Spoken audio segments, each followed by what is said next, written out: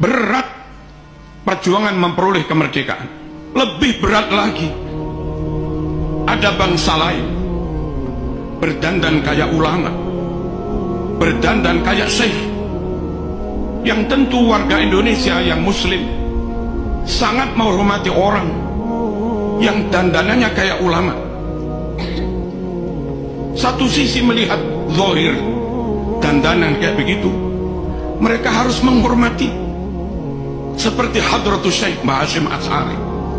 Tahu mereka anteknya Belanda, tahu mereka dilantik oleh Belanda,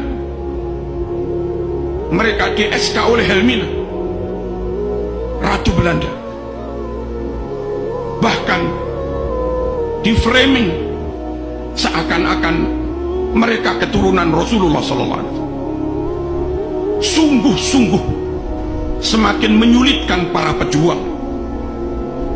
Nggak mungkin kemerdekaan tidak direbut. Kalau sekedar menghadapi Belanda, karuan kafir gampang, Mas.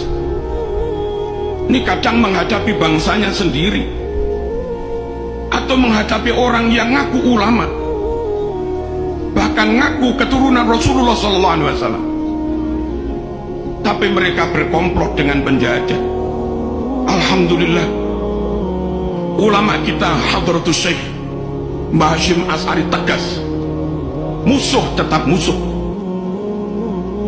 musuh tetap musuh, apapun penampilannya, apapun kedoknya, tetap kenceng, tidak toleh-toleh, tidak ragu, tentu dengan penuh bijaksana dan arif. Mereka tetap berjuang merebut kemerdekaan, meskipun kadang yang dihadapi orang yang penampilannya kayak ulama, meskipun kadang yang dihadapi orang yang penampilannya bangsanya sendiri. Alhamdulillah, dengan kekompakan, kekokohan niat, dan tentu persatuan, doa, hizib, tirakat, dan rahmat Allah Subhanahu wa ta'ala, akhirnya Indonesia bisa merebut kemerdekaan. Allahumma shalli ala sayyidina Muhammad. Gerakan-gerakan ideologi yang itu bersumber dari asing, pusatnya di asing, dikontrol oleh asing, lalu kau biarkan mengobok-obok umat Islam yang ada di Indonesia. Ketahuilah, Syiah asing, Wahabi asing, Ikhwanul Muslimin asing, gerakan Hizbut Tahrir asing, Islam Ahmadiyah asing, pusatnya di luar negeri, sebagian di London, dikontrol dari luar negeri. Radikalisme asing, liberalisme juga asing. Asli Indonesia Ahlus Sunnah wal Jamaah, seperti yang hari-hari kita amalkan, kita yakini, ala thariqati nahdlatil ulama. Zikir, zikir, manaqib, manaqib, solawat, solawat, ini Ahlus Sunnah wal Jamaah. Tapi jangan sampai bermerek asing, jangan sampai untuk sekedar solawatan lalu kebanggaan kepada NKRI menjadi hilang, rasa menjadi bangsa hebat, superior, menjadi inferior. Jangan.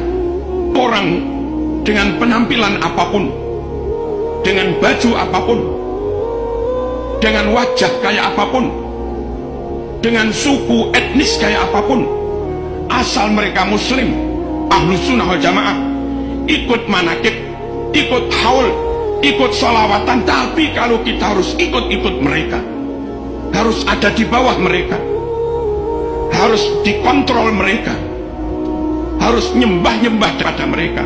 Jangan.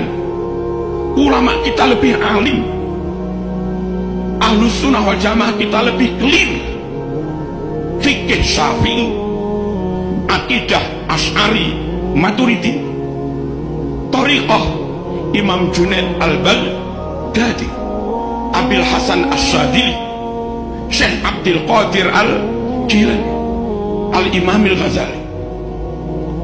Jangan gampang dikit-dikit ikut, apalagi sampai akhirnya mereka mengatakan Indonesia ini milik wali-wali yang datang dari suatu wilayah. Bukan.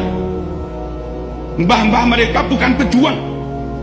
Pejuang itu Bung Karno, Bung Hatta. Pejuang itu Cuk Nyadin. Pejuang itu Haji Agus Salim. Pejuang itu Mbah Wahab Hasbullah. Pejuang itu Diponegoro, bukan yang lain-lain. Mosok sampai di antara mereka pidato, kamu budak-budak kami, dan yang mau ikut mereka diperbudak, bodoh. Nggak menghargai kemerdekaan yang diperjuangkan ulama dengan darah dan nyawa. Kita berdamai dengan siapapun, kita berta'awun, berkolaborasi, kerjasama dengan siapapun, tapi kita bangsa Indonesia tidak mau ada di bawah siapapun, tidak mau dikontrol oleh siapapun, tidak mau diatur-atur oleh siapapun. Kita bangsa Indonesia hebat, kita bangsa Indonesia pinter, dan kita bangsa Indonesia yang muslim jelas Ahlus Sunnah wal Jamaah. Kalau dulu Indonesia harus belajar bahasa Arab ke Timur Tengah, hari ini di UIN Malang S2, S3 kadang ada mahasiswa dari Arab ambil bahasa Arab di Malang. Artinya mereka tahu bahwa balaghah ada di Indonesia, mantek ada di Indonesia, ma'ani bayan badi ada di Indonesia, ulumul Quran ada di Indonesia, tarawat lughawiyah, filologi ada di Indonesia. Hebat Indonesia. Jangan mau nyembah-nyembah orang lain.